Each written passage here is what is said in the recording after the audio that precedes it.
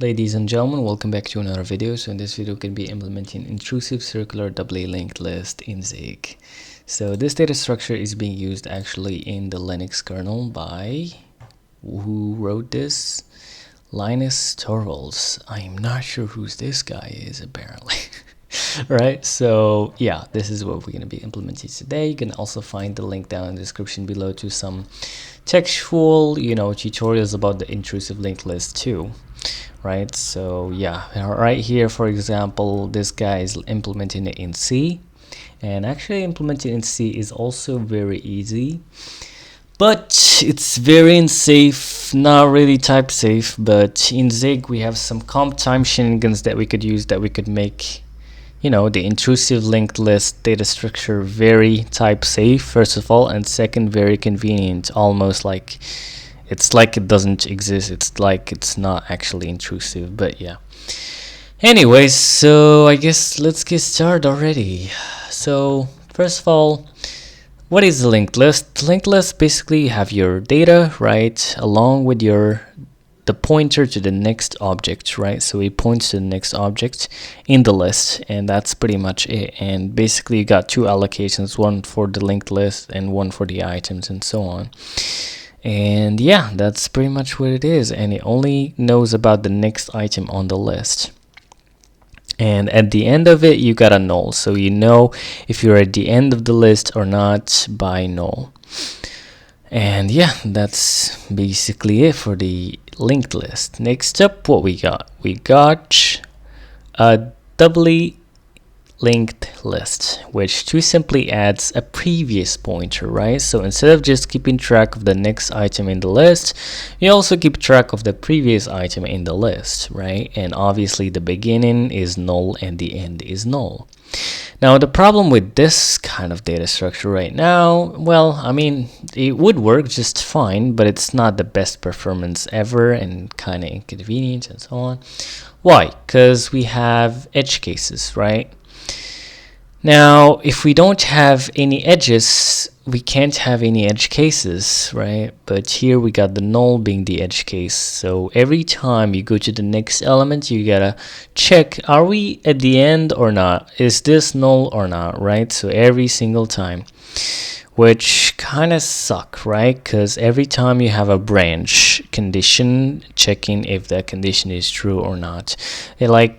Imagine you are in a flat world, right? And every step you make, you gotta make sure that you're not stepping into the void, stepping out of the globe edge, right? But luckily we're actually in a circular, well, spherical world. But yeah, although actually that's debatable, but anyway. Right, so that's basically it.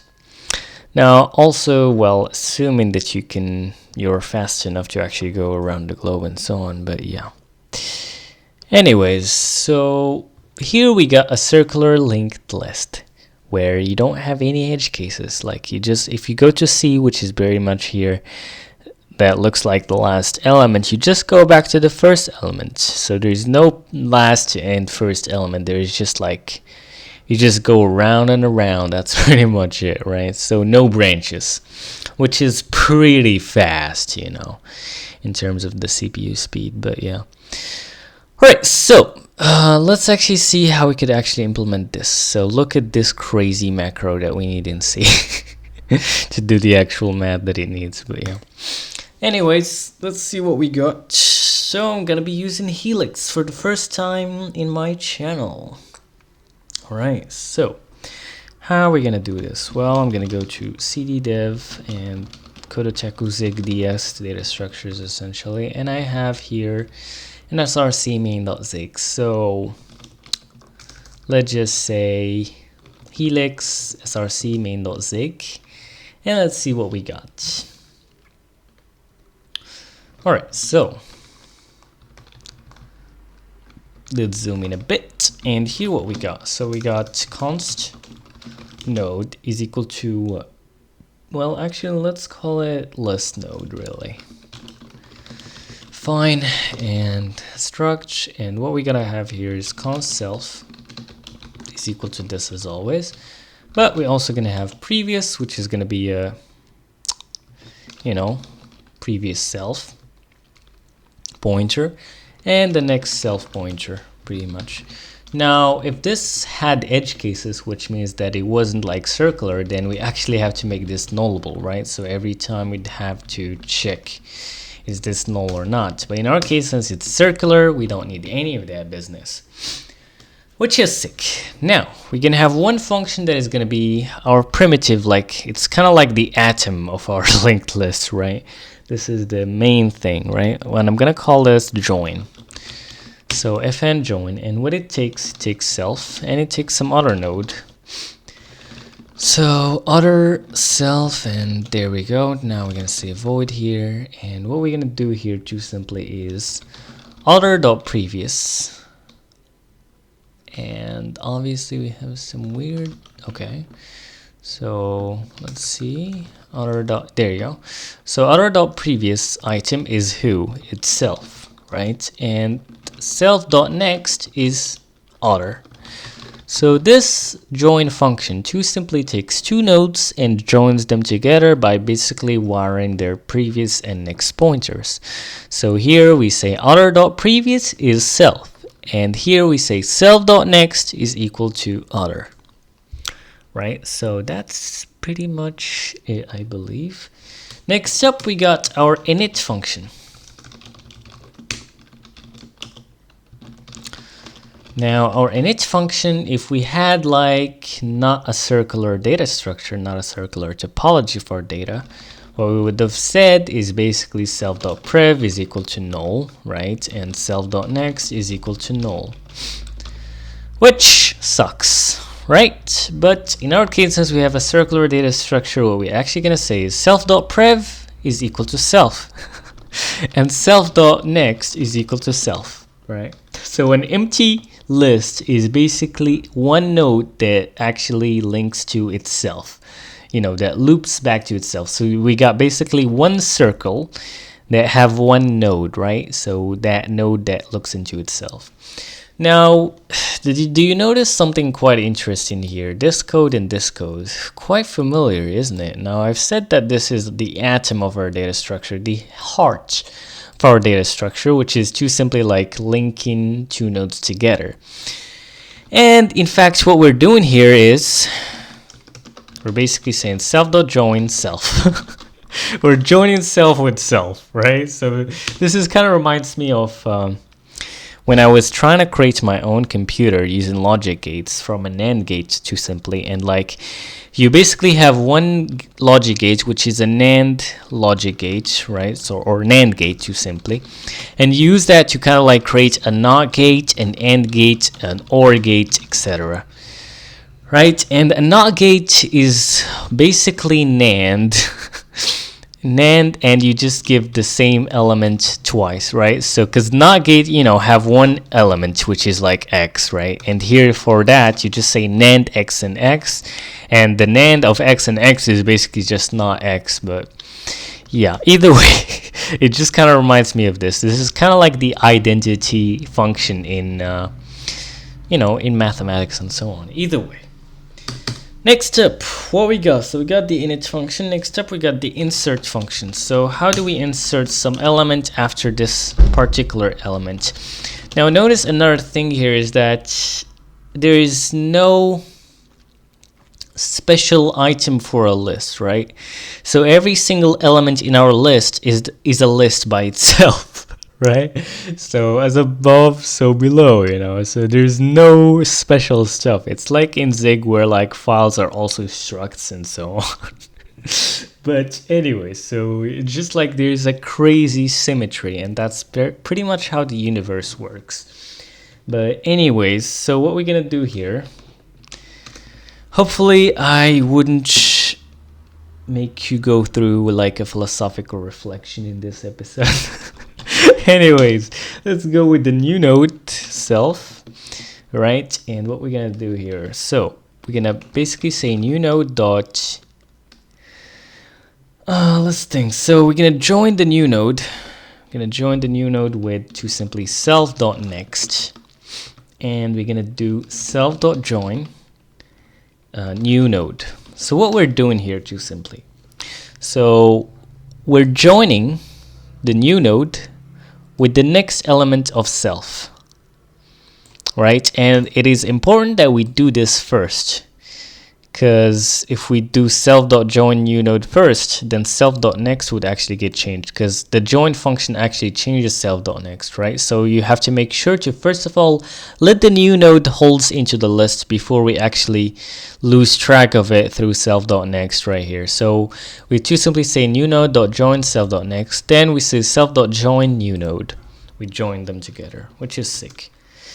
Right, so that's the insert function pretty much. Now the remove function. Now for the remove function, what we're gonna do is we're gonna say self.prev.join self.next pretty much, and then self.init. Now, honestly, we could even have like another function here called, let's say, bypass. Right, bypass, void, and notice that it only takes self here. And just goes to self.prev.join self.next. So this is kind of like a short circuit, you know, right? So what we're doing here, we're ignoring or removing the item, the current item from the list by too simply joining together the previous item with the next item. And so, you know, the current element just kind of like gets sidetracked essentially out of the list. Now to actually reset it itself to make sure that it's kind of like resolves into an empty list, we actually say self.init, right? And that's pretty much it. So for a complete remove, what we actually do is self.bypass, and then we initialize self again. And that's pretty much it. All right, so to the next thing, which is a for each, but honestly, let's ignore that for now. Let's go to the next thing, which is const node. Const node. All right, so let's actually make use of this to make some actual crazy stuff, right? So notice that this list right here is generic. Well, actually it's generic, but it doesn't really care like what is the item is. It just holds, you know, a previous element of its own type kind of, and a next element of its own type. Now let's make some node here. Now const node is equal to a struct, and const self is equal to this, and basically list is a node, a list node, and then you could, you know, attach to this whichever data you want, right? So let's say i32, like we basically want to hold some integer data, right? So how are we gonna do this? So we're gonna have a fn init function, and which only takes like data i32 and then returns back self. And what we're gonna do here is we're gonna return dot, and data is equal to data, and the list is equal to undefined for now. And there you go. So let's actually make a few items here, or a few nodes, right? So let's actually let's go with a var. Var a is equal to what? Well, actually this wouldn't really work. We'd better off actually doing it. Yeah, we'd better off doing it like this. So self, right? And then just like initializing it in place essentially, right? So let's just say self.data is equal to data, and self.list is equal to undefined, too simply. And here what we're gonna say is var a is a list that is undefined essentially, and var b, well actually not list, node, sorry, right? B node is undefined, and var c node is also undefined. And now we're gonna actually initialize them in place. Now we could actually just allocate them, but for now just using them on the stack, because why not? Right, so what we're gonna say here is a.init, let's say 1, and b.init 2, and c.init 3, and there we go. Perfect. So let's see if this actually works. So let's actually create a list too. So to create a list, what we do is, well, let's just, I guess, initialize that, right? So yeah, let's make a list. So for list is equal to list, wait, list node. Well, obviously it's going to be undefined. So list node is equal to undefined, and then list.init, and there you go. Now what we're gonna do is gonna say list.insert, insert what? A new node, which is basically inside of our A, B, and C. Actually, no, instead of undefined though, let's actually just like initialize the list, really. Yeah, I'll just do that, fine. Now what we're gonna do here is a.list. Now obviously we need a pointer to that. Now notice that the actual list lives inside of the element itself, inside of the node, right? So next to our structure fields, right?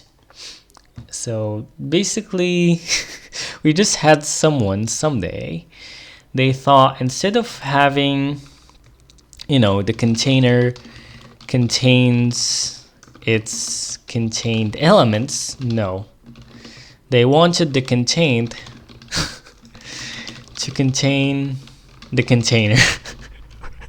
Right? So just imagine like you know, waking up one day and saying, what if the container didn't contain the contained, but the contained contained the container? Yeah, so just imagine, bro. It's like how much genius you have to be. Crazy, bro. Like up to this day, I'm still kind of surprised with this data structure. Anyways, don't mind me. Anyways, so list.insert. New node is basically b.list, and list.insert c.list. And I believe that's pretty much how it works, right? Unless if I forgot something. Okay, so just gonna say Control Z so I could put this helix to sleep for a few seconds here. We're gonna say zig build run, and boom. Let's see what we got. Value type main.node ignored, a.init1. Let's see Control Z again. Whoops. So this should be void. And let's try zig build run, and there you go. So it pretty much works. So now how we could actually go through all the elements in this list. Well, we too simply say var current is equal to what? Well, current basically, first of all, what is gonna be? Well, it's gonna be equal to list.next, right? And then what we're gonna do is while current is not equal to the list, right or no? Yeah, I think so. And then what we're gonna do basically is current is equal to current.next, and that's basically how we're gonna go in it. Oh fuck. I lost my speech at some point somehow. Anyways, so current is equal to current.next, and then what we're gonna do is we're gonna try to print. We're gonna print let's see, let's say d for, you know, integer, and then we're gonna say current.data, right? So right or no? Wait, what? Oh yeah, so right now we don't actually have the node here, we actually just have the list. So we have to have somehow to go from this list node right here that is stored inside of the node to it the parent to the container of this list, which is the node. So how we actually do that? Well, in C, we do some weird crap like this. We do container off, this macro, right? Minus offset off and all sorts of crazy things. Now, what does that do exactly? Let's go back to our list. So right now we have this list right here. What we could do to get a pointer to the parent data structure is to simply take the offset of this field in this struct. So in this case, it's actually in the start of the struct. So basically the offset would be 0. So in fact, you could just like do something similar to C inheritance, where you just like cast this list to the entire node and it would just work out. But we have some problems here. The first problem is that what if this list is actually not at the start of this struct? And so you can't actually do that, right? That's the first thing. The second thing is the problem that Zig doesn't really, even like if you have the list being the first field, it doesn't, like Zig doesn't guarantee that it's going to be the first field, because it's free to reorder these for performance for whichever it wants, right?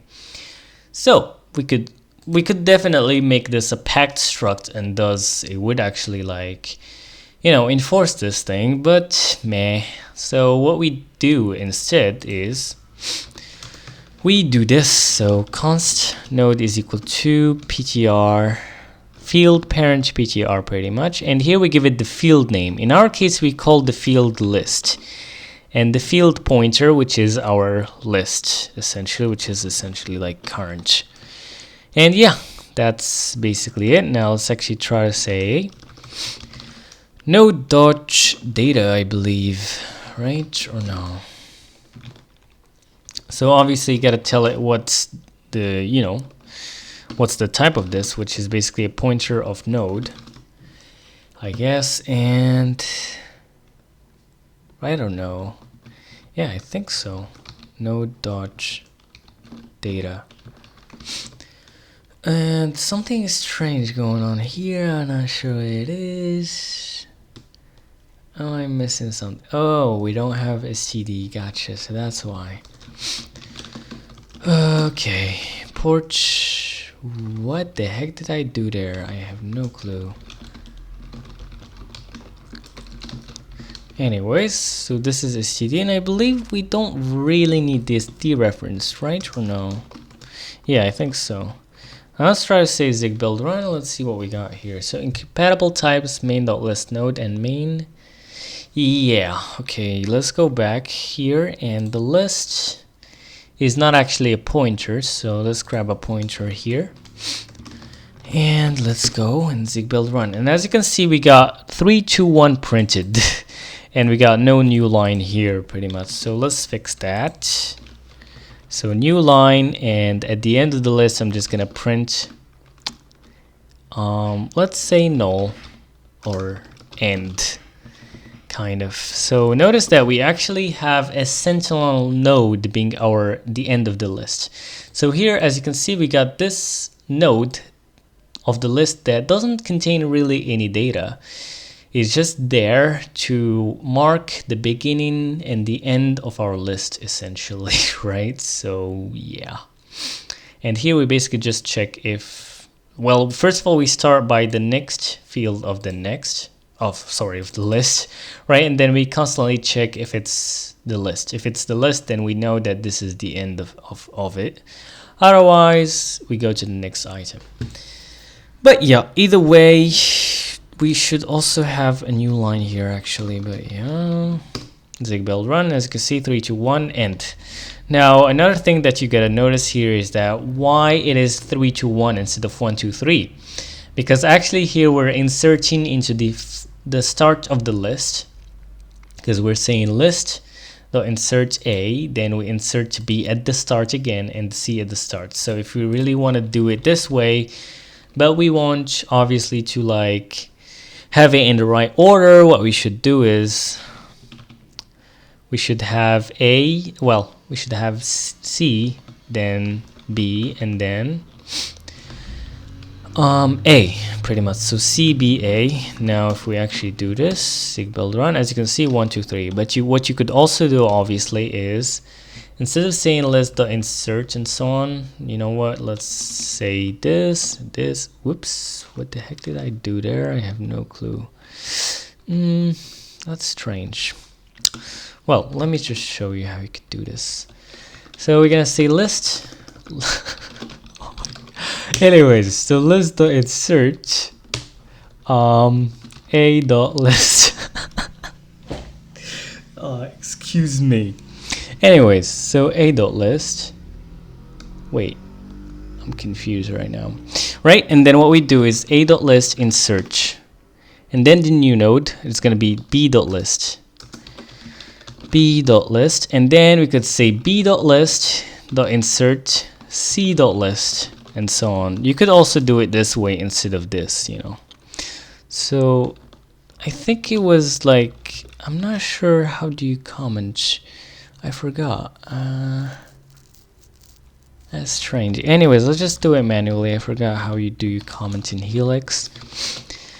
But yeah, so this should also work out just fine. As you can see, 1, 2, 3, and so you could basically choose any list and like add elements into it, right? So that's pretty interesting. Pretty interesting. Now the magic trick here is that you don't need to have only one list. Like you could have, let's say, 2 lists. So list node, list 2. And then what you do is you create a second list here for list 2. List node in defined and list 2.init. And then what we could do is, let's see, ABC.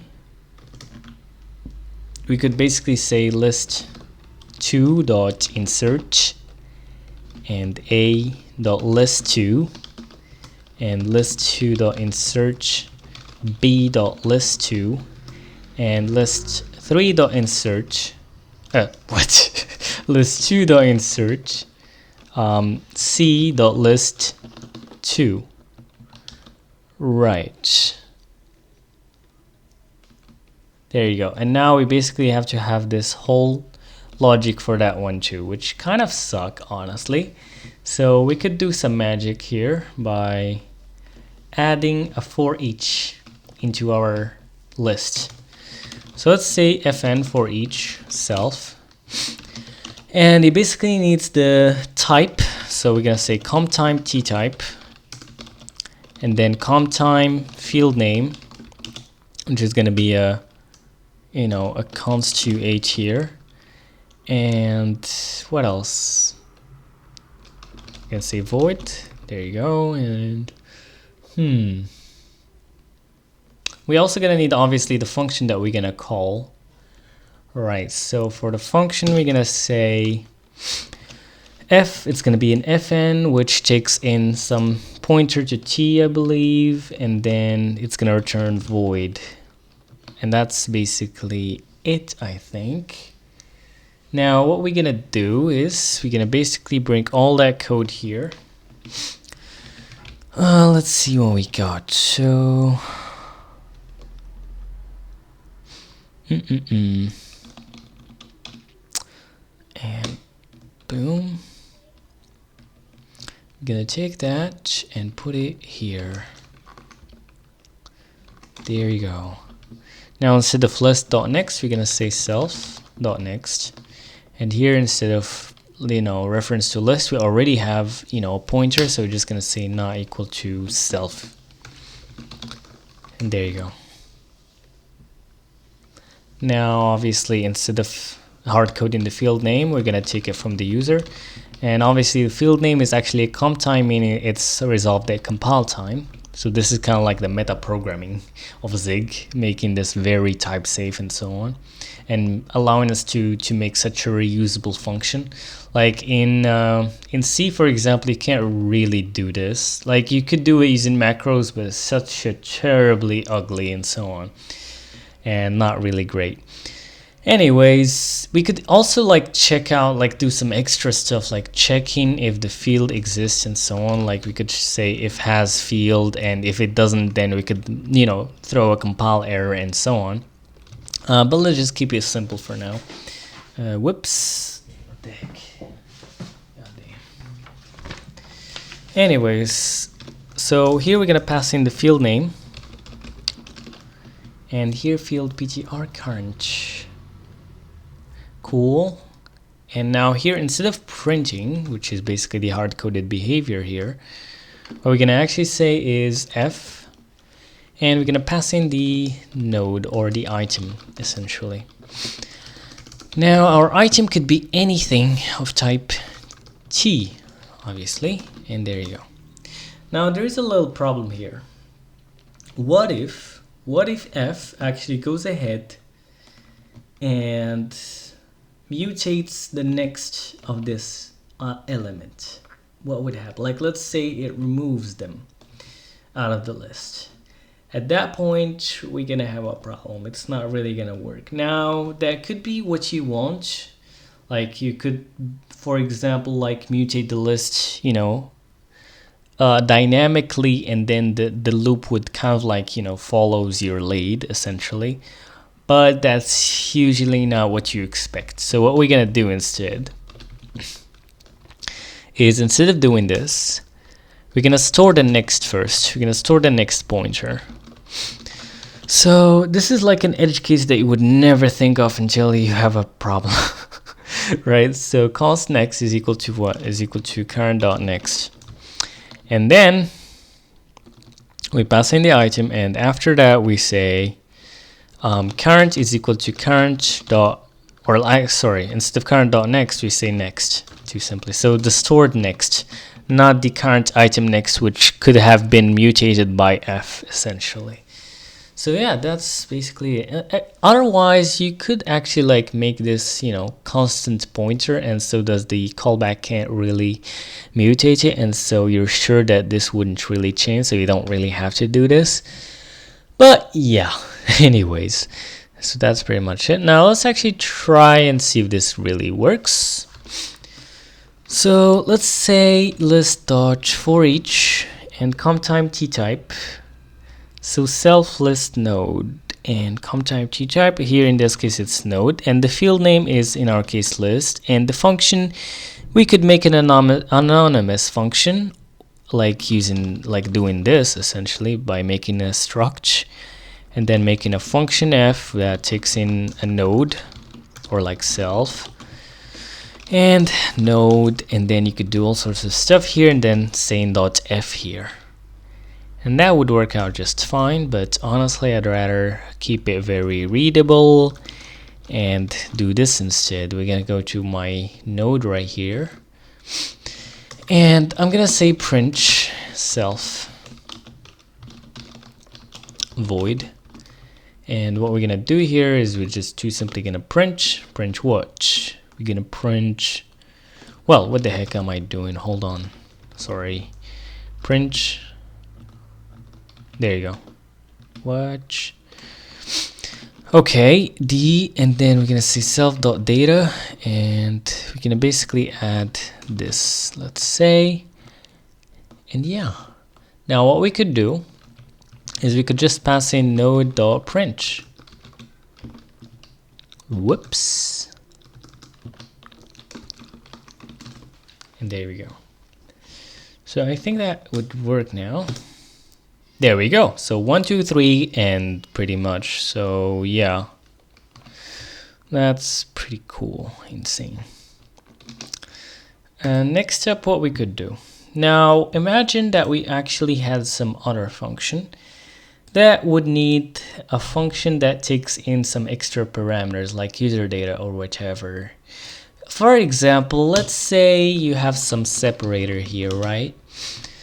Of type const uh, so basically a string here, and you say s right here, and then you basically kind of like have separator. Now how we could actually make this work, because our logic breaks here. This wouldn't really, you know, work. Like if we say zig build run, boom. Notice here expected type fn main node, found fn main node, and with the extra argument here, which kind of sucks. So how are we gonna actually do it? Well, first of all, let's add the other argument here, which is basically this guy right here. Cool. Now what we're gonna do is we're gonna change our for each here. So instead of having this rigid function pointer, we're gonna make this AnyType. So AnyType, anytime, AnyType, and then arguments also gonna be AnyType. And there you go. So now what we're gonna do, here's the magic. Instead of calling this like this, we're gonna say call the modifier. Here you could basically tell the compiler how do you want to call this function. Do you want to always inline it, always tail call it, compile time, like call it a compile time, never inline, never tail, no suspend, or whatever. In my case, I'm just gonna say auto, the compiler knows best. Right? And here the function, what we're gonna say here, we're gonna give it our function and then our arguments. Now this would work out just fine, but the problem is we want to pass in the item as the first argument. So how we could do that? Well, we could too simply take, you know, this arguments and stitch it together with the item and pass it to function as a call. So let's make it first of all an array that contains the item, and then at compile time we're gonna stitch this together to the arguments array. Look at that craziness, bro. So that's pretty sick, pretty lovely. And now they should pretty much work, really. So if we say zig build run, let's see what we got here. So expected type u8 found main node.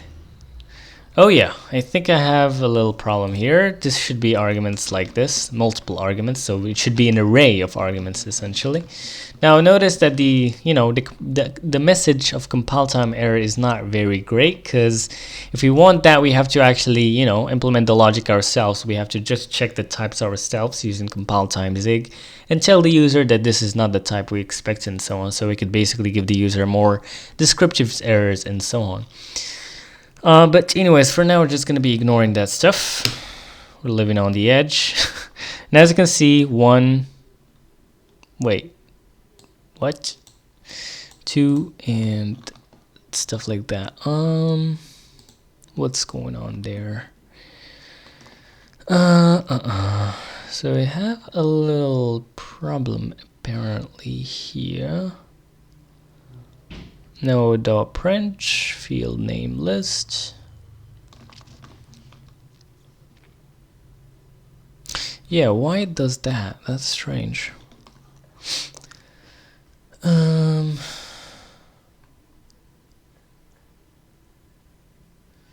Field AnyType. Yeah, I mean that should be just fine.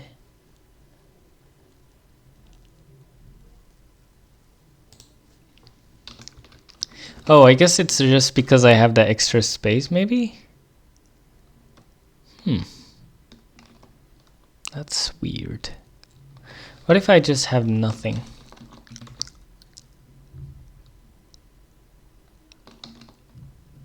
Oh, do I have some wait.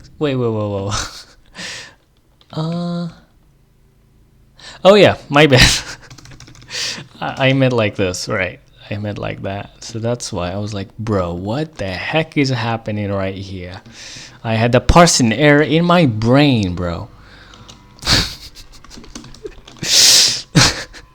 Anyways, so it works now. 1, 2, 3, and there you go. That's perfect. Alright, now let's do something else. Let's also do the same with the list too, right? So let's say list for each and node. And here I'm actually doing some error intentionally. And I wonder if you have actually noticed it already or not. But we got list2 right there, and the function is basically node.print. And the arguments is basically... It's basically, let's say this just to change a bit. And there we go. And obviously, let's just... copy this, paste it here and here, and let's see what we got. Oh,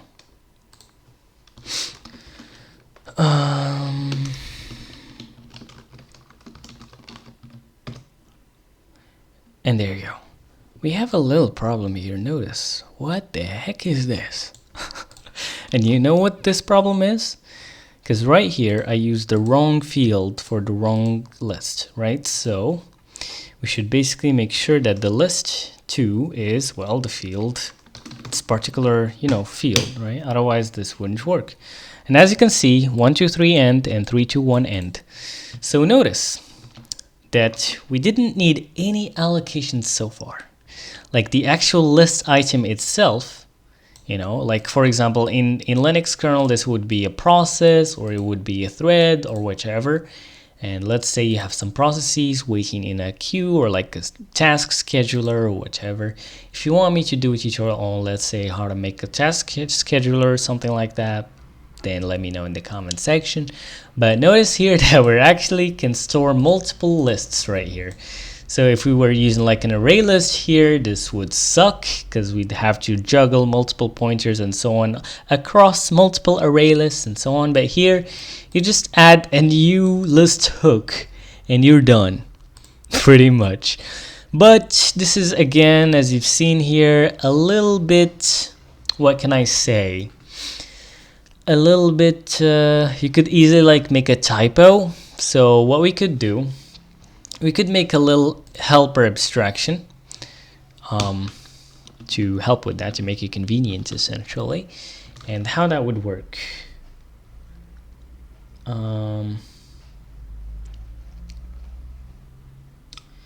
Let's see. So far we got the node and we got a list node.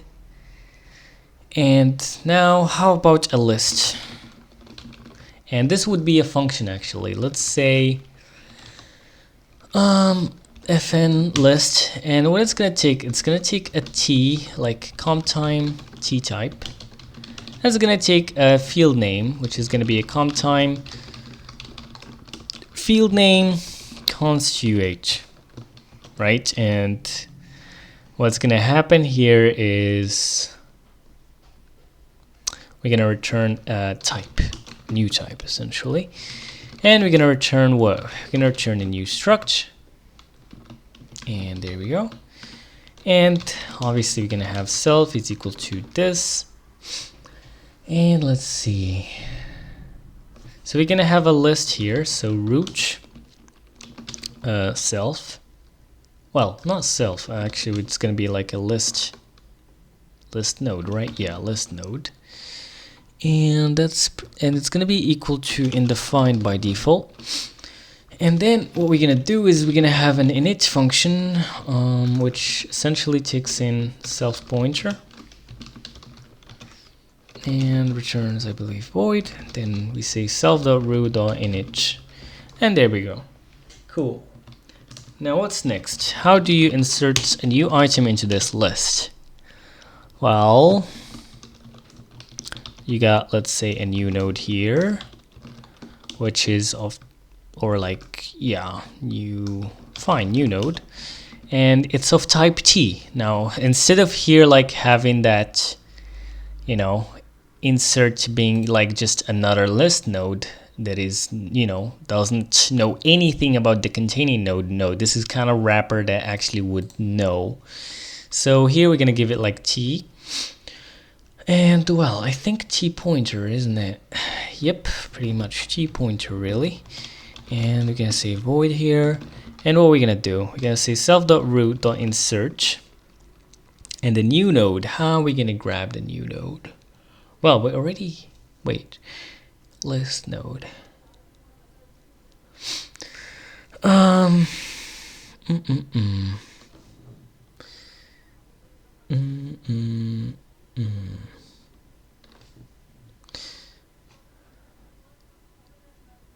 I actually forgot how I did this. Let me see.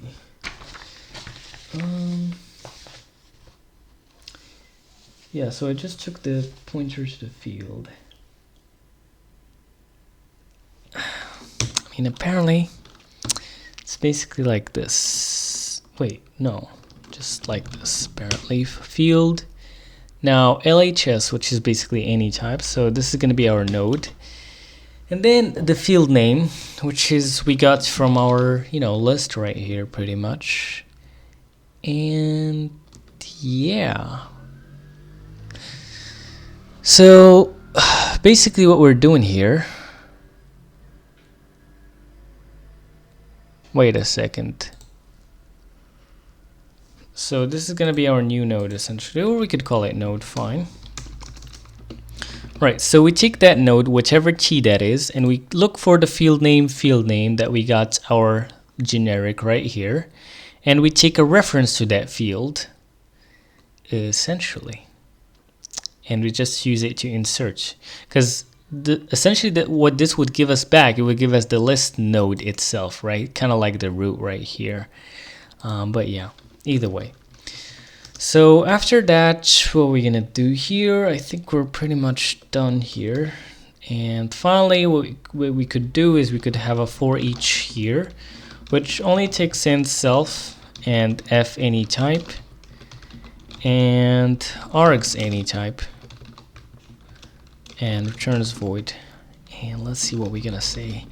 Self.root for each. Alright, so t type is t, and the field name is field name, bruh, and finally f and args.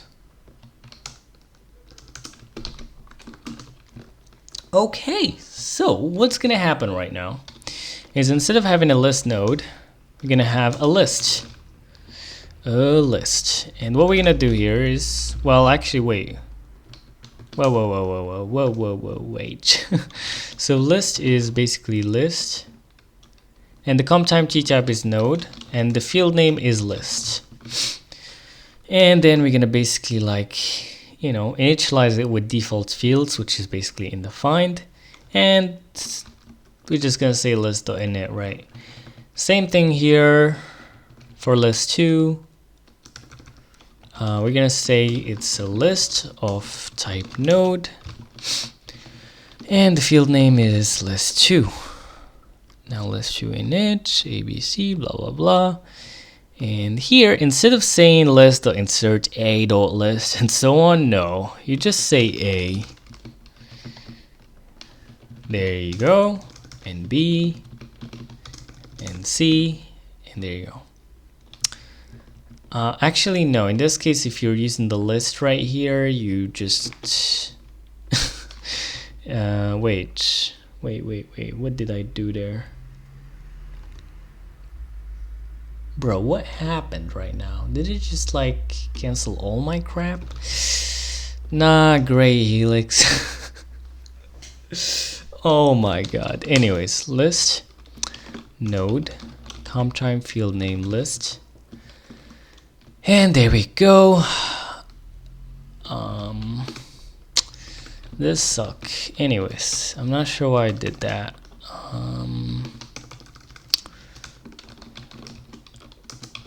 List node, and the field name is list2, and there you go. So now what we're gonna do,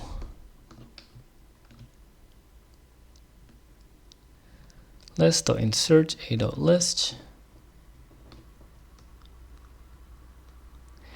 Yeah, honestly right now let's just use this particular way of doing it, fine. So I could show you kind of the difference, because if we use it this way, then we wouldn't be able to use that new abstraction. But yeah, so instead of doing this, we're using this new abstraction, we could just add the elements directly, because it's aware of the elements, but we still have an intrusive linked list. Pretty much. So list2 insert blah blah blah. So here same thing, we're just gonna remove that part and it's just gonna do it itself essentially. And yeah, that's pretty much it. Now list for each, we don't need to tell it now the actual field name and so on, because it already knows. So we just say the actual function that we want to call for each item and the arguments. And that's basically it. Now if we say zig build run, variable of type must be const or comptime. Oh boy. And there you go. So as you can see, this works out just fine. So I believe that's all I wanted to cover this video. Let me make sure that I covered everything, because I have a little reference here. Did I forget? Did we actually implement remove, by the way? Though I didn't actually test. Yeah, we did implement it, but I didn't show you an example of how it works. Though it should be like very simple. Yeah, so I think that's basically it. Maybe there's gonna be like a part 2 if you want to. Please let me know in the comment section. But yeah, one thing that we're gonna add here is just an example of how do you make use of remove. Okay, so how do you make use of remove? So what we're gonna do here is we're gonna say A. So we don't need any list right here. You just go straight to the item and you tell it to remove itself from the you know, I wanted to say some word, but I'm not sure if it's good for the algorithm. Anyways, whatever. So what we're gonna say is a dot list, right, dot remove, right? Or if you want to remove it from the second list, then you say a dot list to remove. Now in this case, it's gonna remove it from both lists. But let's say we only want to remove it from one list. Like let's say we want to remove it from the first list. We're just gonna say this. Zig build run, and as you can see, 2, 3, and but here we still have the element in the second list and so on. Now obviously you could easily add a third list, a fourth list, as long as you could like do this stuff, right? And if you want to actually like, let's say, put this node in the heap, then you would just say allocator.create and you could put it on the heap. Like, actually let me show you, why not? Fine. Although this video is getting very long. But anyways, so create self, and what we're gonna say here, data i32, and instead of void, we're gonna return actually a pointer to self, and obviously this could fail, so we're gonna do this. And what we're gonna do here, we're gonna return what? Well, so like const self is equal to, well, we're gonna need an allocator though. So std.mem allocator vtable, and we're gonna say allocator.create and the Comptime type here, which is basically gonna be our self, right? And then here we're gonna try this out. Cool. So here we're basically allocating on the heap, and notice that instead of allocating like each list by itself and then allocating the data by itself too, no, we allocate all the stuff that we need through one allocation, like both lists and the data. You see how that works? So self, and then we return self. Now we don't need that indefined, you know, thing here, since we're allocating on the heap, which is quite nice. Because this basically pinned the data in memory, because we know for sure that it's going to stay in the same memory address. But if you did it in the stack, then once you go out of the, you know, function, then, you know, it's going to have a separate address and so on. Anyways, so self.data is equal to data, and self.list.init, pretty much. And yeah, what's the problem? Local const shadows function parameter. Fine, let's say S. Let's call it S.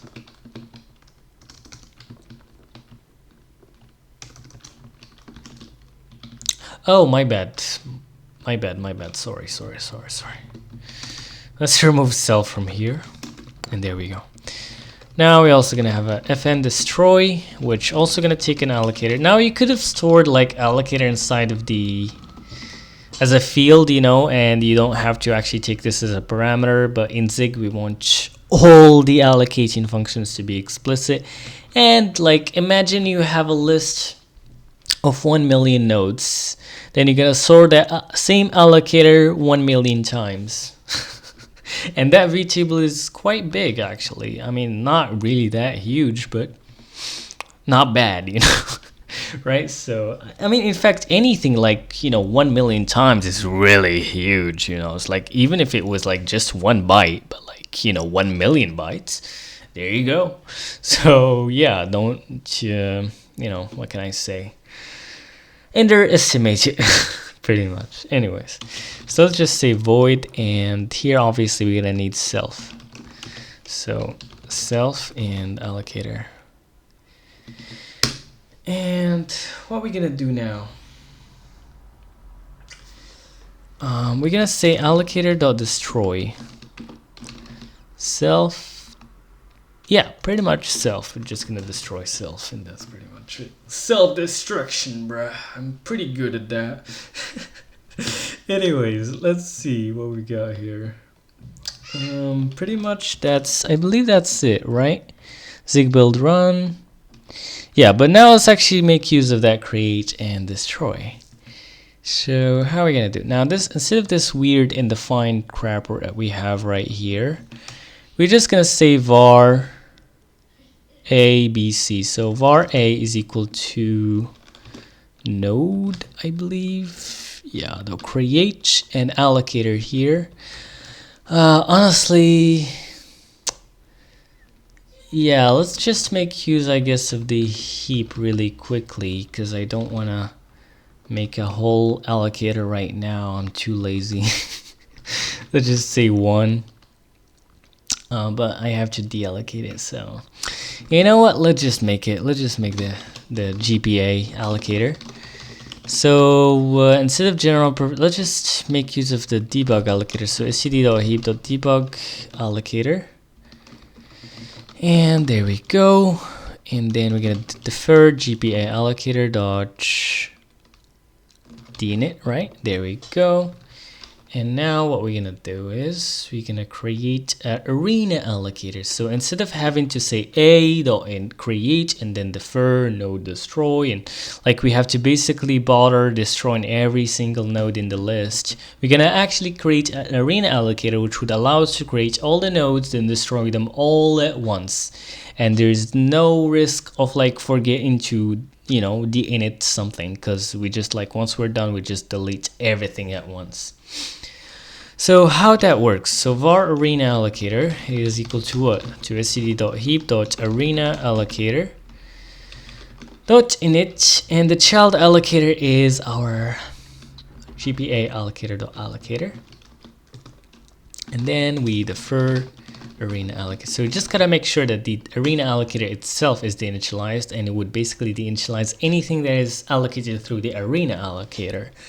So what we're gonna do here, we're gonna call this, let's say AA is equal to arena allocator dot allocator, and there we go. Now obviously this is just a vtable, it doesn't need to be variable. It just costs it just a couple of pointers, well, not couple, but yeah, a few pointers for all the functions of the allocator and so on. But yeah, so now instead of this, what we're gonna say is AA, and yeah, that's all. We don't need to actually like free it. Now b node is equal, well, no need for node, it's just gonna infer right here. And obviously we gotta actually say try. Now try node.create AA, comma 2, and var c is equal to try node.create AA, and the data is 3. And zig build run, and what we got? Value of heap check ignored. Yep-y. Okay. So let's see. Debug dot search